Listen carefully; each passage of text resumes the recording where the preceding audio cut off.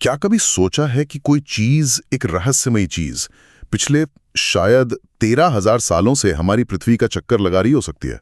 हाँ, एक नाम जो बार बार आता है, ब्लैक नाइट सैटेलाइट। बिल्कुल।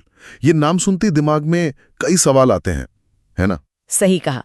और आज हम इसी कहानी की तह तक जाने की कोशिश करेंगे। हमारे पास जो स्रोत हैं, उनमें पुरानी रिपोर्ट्स हैं, कुछ बड़े दिलचस्प सिद्धांत हैं और हाँ, वैज्ञानिक जांच पड़ताल भी शामिल है। तो ये सब मिलकर हमें ब्लैक नाइट सैटेलाइट की ये जो उलझी हुई कहानी है, उसे समझने में थोड़ी मदद करेंगे। बिल्कुल। हमारा मकसद यही है कि इस मशहूर किस्से की परतें खोलें। देखें कि इसमें सच कितना है, कल्पना कितनी है। और ये भी समझें कि आखिर ये कहानी लोगों के जहन में इतनी जिंदा क्यों है। तो चलिए शुरू करते हैं।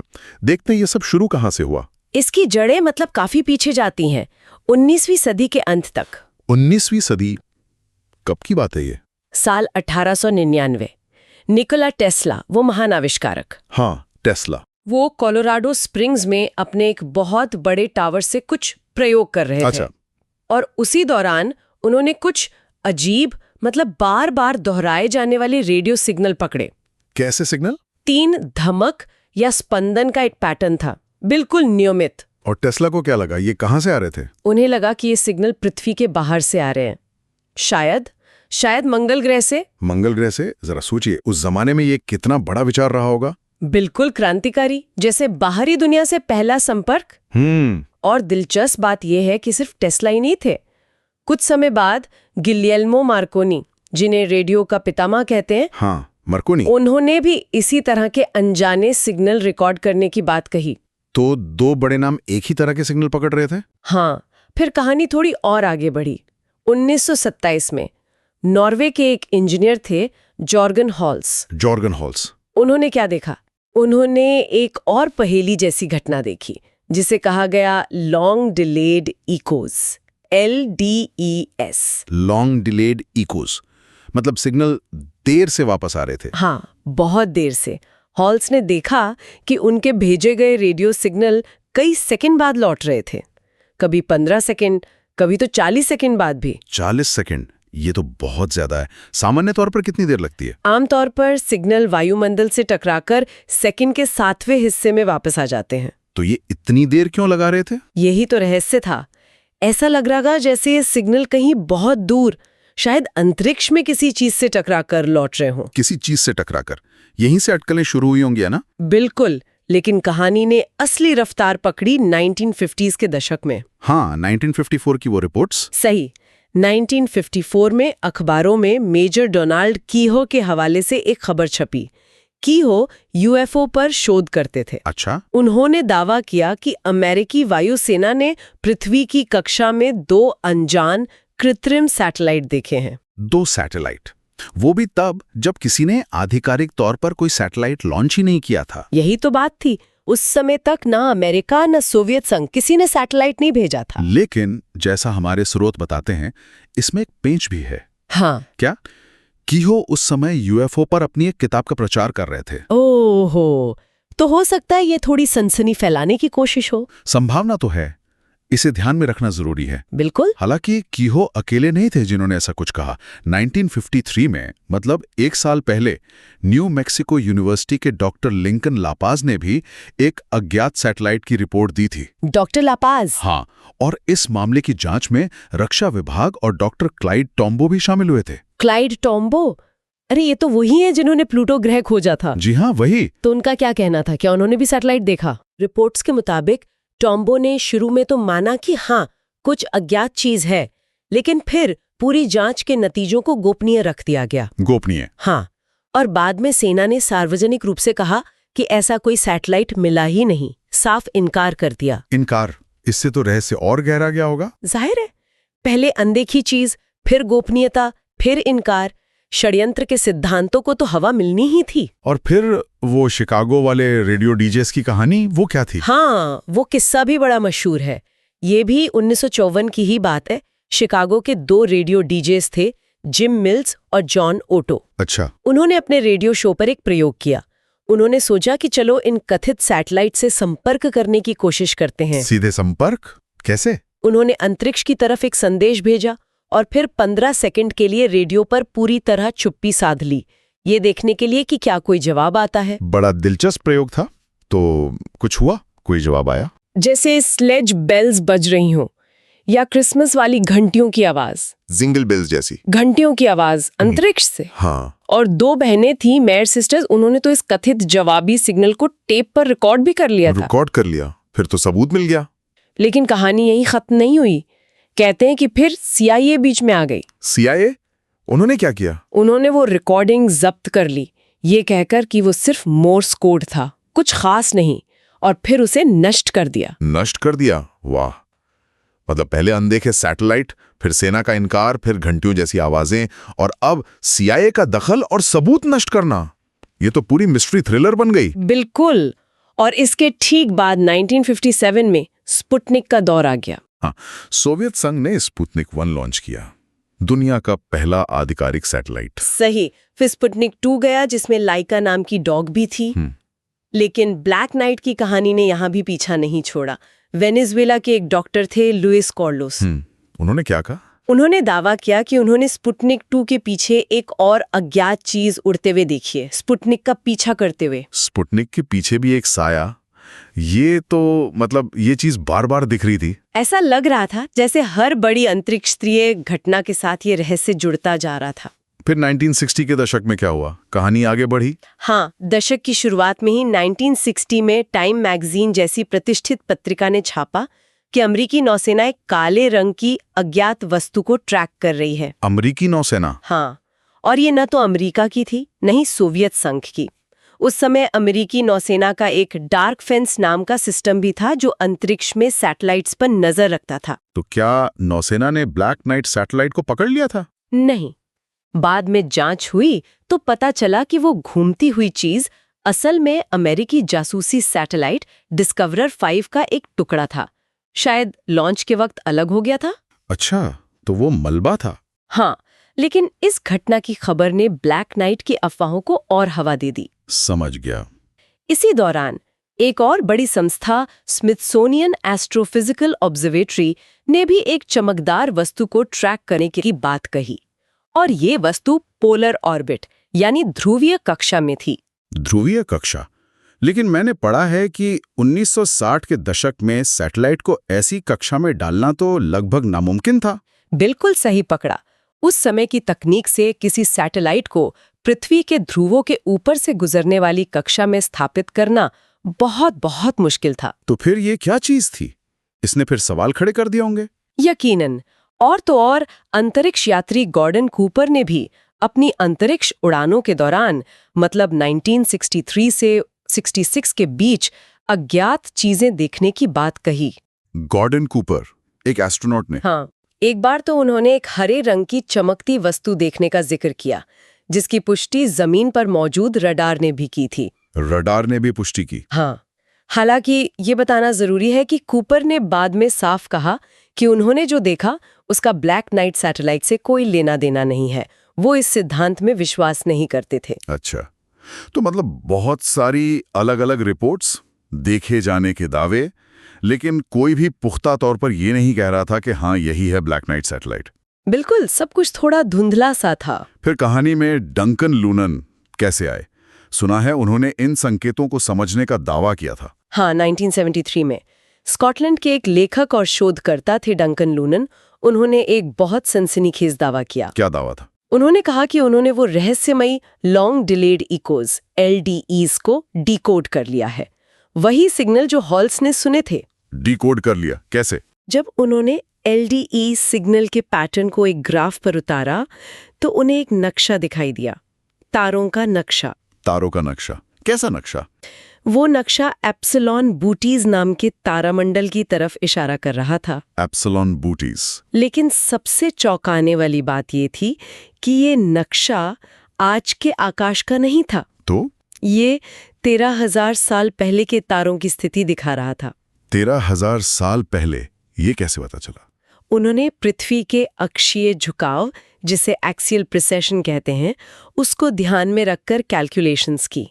मतलब हजारों सालों में पृथ्वी की धुरी धीरे धीरे घूमती है, जिससे आकाश में तारों की जगह बदल जाती है। तो लूलन का कहना था कि ये सैटेलाइट 13,000 साल पुराना है और एप्सिलॉन बूटी से आया है। उनका दावा यही था। उनके मुताबिक वो डिकोड किया गया संदेश बता रहा था कि ये प्रोब 13,000 साल पहले एप्सिलॉन बूटी सिस्टम के छठे ग्रह के निवासियों ने भेजा था। वाह, ये तो बहुत बड़ा दावा था। क्या लोगों ने माना इसे? ही अपने इस निष्कर्ष से मतलब दूरी बना ली। खुद ही? क्यों? उन्होंने कहा कि ये डेटा की बस एक व्याख्या थी, एक अटकल, और शायद वैज्ञानिक समुदाय और मीडिया ने इसे कुछ ज्यादा ही बढ़ा चढ़ाकर पेश कर दिया। उन्होंने माना कि इसे ठोस सबूत नहीं कह सकते। अच्छा, तो ये सिरा भी उलझ गया। और इसी कहानी में एक और मशहूर नाम जुड़ता है, साइंस फिक्शन लेखक फिलिप के डिक का। हाँ, ये भी एक अजीब मोड़ है इस कहानी में। 1974 में फिलिप के डिक, जो ब्लेड रनर जैसी कहानियों के लिए जाने जाते हैं, हाँ जानता हूँ, उन्हें कुछ बहुत तीव्र रहस्यमयी अनुभव हुए, दर्शन जैसे। उन्होंने इसे वेलिस कहा। वेलिस? वेलिस यानी vast active living intelligence system, विशाल सक्रिय जीवित खुफिया प्रणाली। और डिक को लगा कि ये अनुभव ब्लैक नाइट सैटेलाइट से जुड़े हैं। हाँ, उन्हें ऐसा लगने लगा। उनका मानना था कि ये सैटेलाइट फोमलहॉट तारे के पास से आए प्राणियों ने स्थापित किया है। फोमलहॉट? हाँ, और उन्होंने इसे कुछ धार्मिक ईसाई प्रतीकों से भी जोड़ा। एक किस्सा बहुत मशहूर है कि इन्हीं अनुभवों के दौरान उन्हें अपने छोटे बेटे को होने वाले एक छिपे हुए हर्निया के बारे में पता चला। और वो सच निकला? हाँ, डॉक्टरी जांच में वो बात बिल्कुल सही निकली। इस घटना ने डिक के विश्वास को और पक्का कर दिया कि वो किसी बाहरी इंटेलिजेंस के संपर्क में है, शायद ब्लैक नाइट के जरिए। अजीब सिग्नल, देर से आते इको, देखे जाने के दावे, डिकोडिंग की कोशिशें, और फिर आई वो एक तस्वीर जिसने जैसे सब कुछ बदल दिया। हाँ, STS-88 मिशन की वो तस्वीर। बिल्कुल। साल 1998 स्पेस शटल एंडेवर का मिशन STS-88। ये इंटरनेशनल स्पेस स्टेशन ISS बनाने के शुरुआती मिशनों में से एक था। हाँ, यूनिटी मॉड्यूल को जारिया से जोड़ने वाला मिशन। स्पेस वॉक करते हुए एक चीज की तस्वीरें ली, एक काले रंग की थोड़ी अजीब सी दिखने वाली चीज। और बस वही तस्वीरें इंटरनेट पर वायरल हो गई, आग की तरह फैली। लोगों ने कहना शुरू कर दिया, देखो यही है ब्लैक नाइट सैटेलाइट। आखिरकार सबूत मिल गया। हाँ, मैंने देखी हैं वो तस्वीरें। वो चीज थोड़ी जटिल सी दिखती है, जैसे किसी मशीन का हिस्सा हो। बिल्कुल, और इसी वजह से बहुत से लोगों के लिए ये इस कथित एलियन सैटेलाइट के अस्तित्व का पक्का सबूत बन गई। ये तस्वीरें आज भी ब्लैक नाइट थ्योरी का जैसे प्रतीक हैं। तो अगर हम एक पल के लिए मान लें, सिर्फ मान लें कि ये वाकई कोई बाहरी दुनिया की चीज है, तो सवाल उठता है कि इसका मकसद क्या हो सकता है? क्यों भेजा गया होगा इसे यहाँ? क्या सिद्धांत है इसको लेकर? कई सिद्धांत हैं। सबसे आम तो यही है कि ये एक एलियन प्रोब है। प्रोब मतलब जासूसी या निगरानी के लिए? हाँ, किसी बहुत उन्नत सभ्यता ने इसे हजारों साल पहले पृथ्वी और यहाँ पनप रहे जीवन पर नजर रखने के लिए भेजा होगा। हो सकता है ये अब भी जानकारी वापस भेज रहा हो। कुछ लोग इसकी तुलना वॉन न्यूमन प्रोब से भी करते हैं। वॉन न्यूमन प्रोब्स वो क्या होते हैं? वो काल्पनिक सेल्फ रेप्लिकेटिंग प्रोब्स होते हैं। अच्छा, मतलब ऐसे प्रोब जो खुद अपने जैसी और कॉपियां बना सकते हैं और पूरे ब्रह्मांड में फैल सकते हैं। अच्छा। और एक थ्योरी डार्क आर्क या प्राचीन डेटा स्टोरेज की भी सुनी है। ये क्या है? ये विचार थोड़ा ज्यादा काल्पनिक लगता है, लेकिन है दिलचस्प। बताइए। इसके अनुसार ये सैटेलाइट शायद किसी खोई हुई प्राचीन पृथ्वी की सभ्यता का एक तरह का टाइम कैप्सूल या ज्ञान का भंडार है। जैसे एटलांटिस? हाँ, शायद हो सकता है उसमें उस सभ्यता की सारी जानकारी, इतिहास या शायद DNA सैंपल्स हो, जिसे किसी बड़ी तबाही जैसे पिछले हिम युग से बचाने के लिए सुरक्षित ऑर्बिट में भेज दिया गया हो। वाह, ये तो बिल्कुल साइंस फिक्शन जैसा है। और तीसरा एंगल सरकारी साजिश। हाँ, वो तो है ही। ये किसी भी रहस्यमयी कहानी का जरूरी हिस्सा बन जाता है ना? कई लोग मानते हैं कि नासा और दूसरी स्पेस एजेंसियां ब्लैक नाइट सैटेलाइट के बारे में सब जानती हैं, लेकिन जानबूझकर इसे दुनिया से छिपा रही हैं। और उनका सवाल होता है कि अगर ये चीज वाकई वहां है, तो इसे पकड़कर नीचे क्यों नहीं लाया जाता? इसकी जांच क्यों नहीं होती? बिल्कुल, ये सवाल उठाए जाते हैं। ठीक है, तो हमने सारे रहस्य, दावे, देखे जाने की घटनाएं और सिद्धांतों पर एक नजर डाल ली। ये सब सुनने में बहुत रोमांचक लगता है, इसमें कोई शक नहीं। हाँ, कहानी में दम तो है। लेकिन अब जरा सिक्के का दूसरा पहलू देखते हैं। विज्ञान इस बारे में क्या कहता है? क्या इन सभी पहेलियों का ज्यादा जमीनी तार्किक स्पष्टीकरण मौजूद हैं? ज्यादातर मामलों में हाँ मौजूद है, और वो स्पष्टीकरण ब्लैक नाइट सैटेलाइट की कहानी को काफी हद तक सुलझा देते हैं। जैसे? शुरुआत टेस्ला के सिग्नल से करते हैं। हाँ, टेस्ला और मार्कोनी ने जो अजीब लयबद्ध सिग्नल पकड़े थे, आज खगोलविद मानते हैं कि वो संभवतः पल्सर से आ रहे थे। पल्सर? वो क्या होते हैं? पल्सर बहुत तेजी से घूमने वाले न्यूट्रॉन तारे होते हैं, मरने वाले तारों के घने अवशेष। अच्छा। ये नियमित अंतराल पर रेडियो तरंगों की शक्तिशाली बीम छोड़ते हैं। जब ये बीम पृथ्वी की तरफ घूमती है तो हमें वो एक पल्स या स्पंदन की तरह सुनाई देती है। और इनकी खोज कब हुई? इनकी खोज 1967-68 में हुई थी, यानी टेस्ला और मार्कोनी के समय इनके बारे में कोई नहीं जानता था। तो उन्हें सिग्नल जरूर रहस्यमयी लगे होंगे, बाहरी दुनिया से आते हुए। जाहिर सी बात है। ठीक है। और वो लॉन्ग डिलेड इकोज LDEs जिनका जिक्र जॉर्गन हॉल्स ने किया था, जो सिग्नल 15-40 सेकंड बाद लौट रहे थे। LDEs आज भी पूरी तरह से समझे नहीं गए हैं, यह मानना पड़ेगा। अच्छा, तो क्या वो कृत्रिम हो सकते हैं? जरूरी नहीं, इनके कई संभावित प्राकृतिक कारण हो सकते हैं। जैसे रेडियो सिग्नल पृथ्वी के ऊपरी वायुमंडल में जो आयनित गैस होती है, प्लाज्मा, उसके बादलों से अजीब तरीके से टकराकर लौट सकते हैं। और या फिर वो बहुत दूर जाकर, जैसे चंद्रमा या शायद बृहस्पति जैसे किसी ग्रह से टकराकर भी इतनी देर से वापस आ सकते हैं। तो जरूरी नहीं कि ये किसी सैटेलाइट से ही आ रहे हों। हालांकि कुछ वैज्ञानिकों ने यह भी कहा है कि शायद एलियंस जानबूझकर ऐसे इको भेज सकते हैं। हाँ, डॉक्टर रोनाल्ड ब्रेजवेल जैसे वैज्ञानिकों ने ये थियरी दी है कि बाहरी सभ्यताएं हमसे संपर्क करने के लिए जानबूझकर ऐसे परावर्तित संकेतों का इस्तेमाल कर सकती हैं। पर यह सिर्फ एक परिकल्पना है, कोई सबूत नहीं। ठीक है।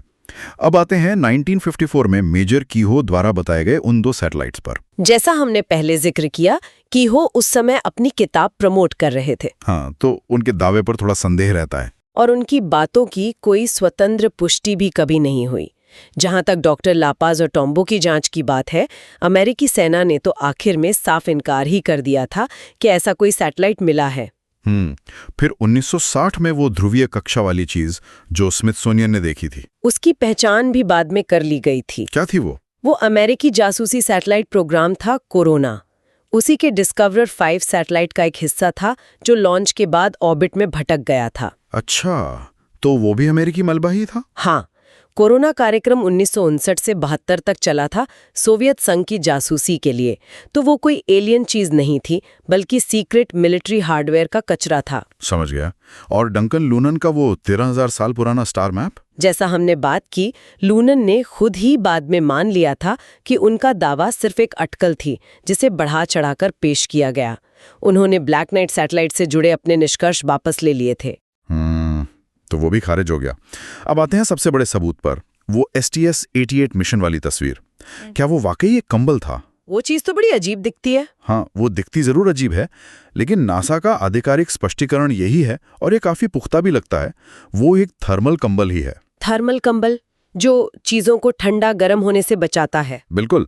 स्पेसक्राफ्ट और उपकरणों को अंतरिक्ष की बहुत ज्यादा ठंड और गर्मी से बचाने के लिए ऐसे मल्टी लेयर इंसुलेशन वाले कंबल इस्तेमाल होते हैं। और ये वहां कैसे पहुंचा? ये कंबल मिशन STS-88 के दौरान एक स्पेसवॉक के समय, जिसे EVA कहते हैं, अंतरिक्ष यात्रियों जेरी रॉस और जेम्स न्यूमन से गलती से हाथ से छूट गया था और अंतरिक्ष में तैरने लगा था। हाथ से छूट गया? बस इतनी सी बात? हाँ, ऐसी चीजें स्पेसवॉक में हो जाती हैं। और दुनिया उसे एलियन सैटेलाइट समझ बैठी। कमाल है। हाँ, नासा ने इसे बाकायदा ट्रैक किया, इसे अंतरिक्ष मलबे के तौर पर कैटलॉग भी किया। इसका नंबर था 025570। और फिर क्या हुआ उस कंबल का? उसे जमीन से ट्रैक किया गया। कुछ हफ्तों बाद वो धीरे धीरे नीचे आया और पृथ्वी के वायुमंडल में घुसते ही सुरक्षित रूप से जलकर राख हो गया। लेकिन एक सवाल, कुछ लोग कहते हैं कि नासा ने बाद में वो तस्वीरें अपनी वेबसाइट से हटा दी थी। अगर वो सिर्फ एक कंबल था तो हटाया क्यों? इससे शक तो और गहराता है। ये बात सही है कि तस्वीरों का गायब होना या मुश्किल से मिलना इस तरह की कॉन्स्पिरेसी थ्योरीज को हवा देता है। तो नासा ने क्यों हटाई? नासा का स्पष्टीकरण शायद फाइलों का पुनर्गठन या आर्काइविंग का कोई तकनीकी कारण रहा हो।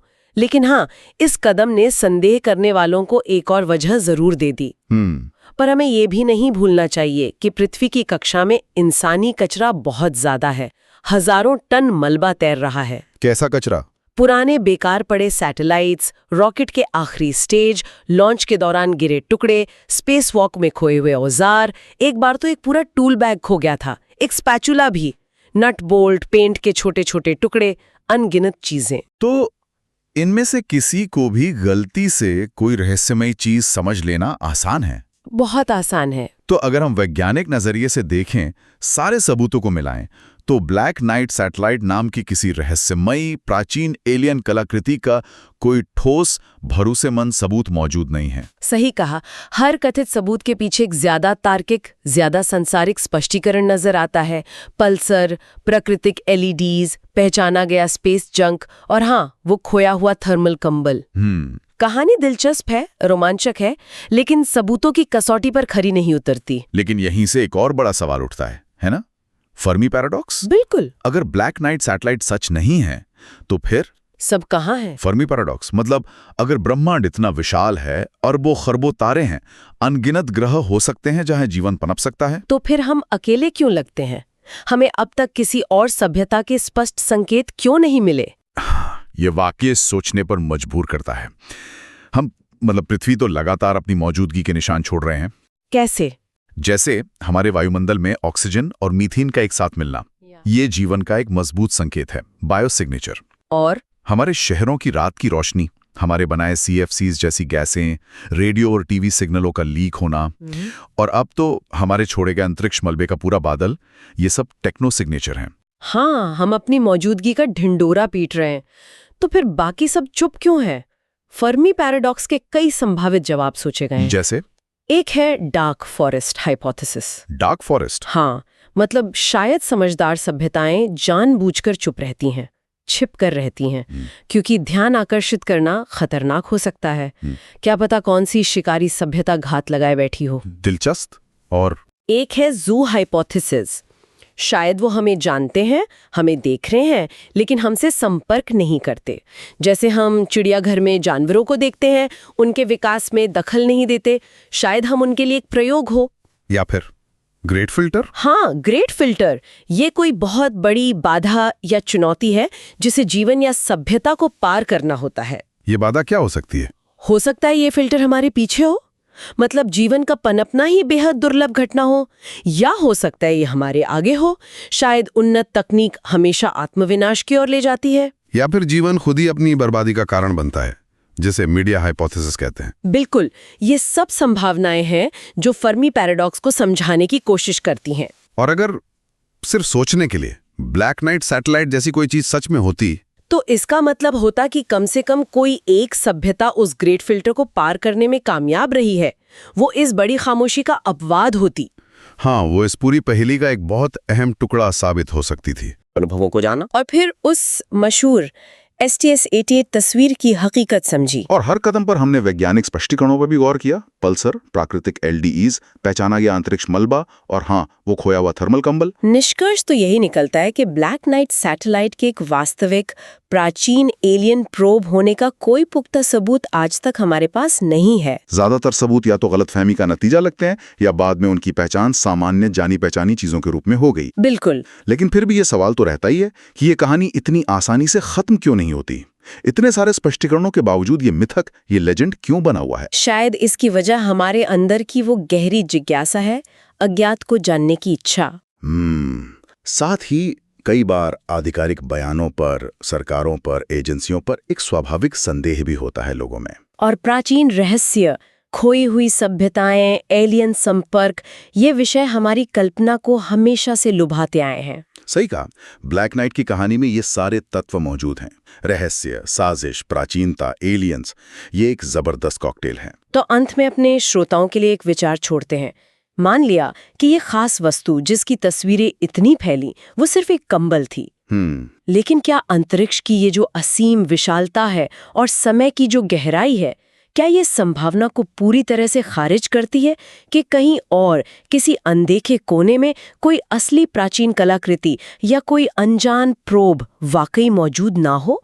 और क्या पता, जैसा कि फर्मी पैराडॉक्स इशारा करता है, शायद ये जो खामोशी है, ये जो गहरा सन्नाटा है ब्रह्मांड में, शायद यही अपने आप में सबसे बड़ा संदेश हो।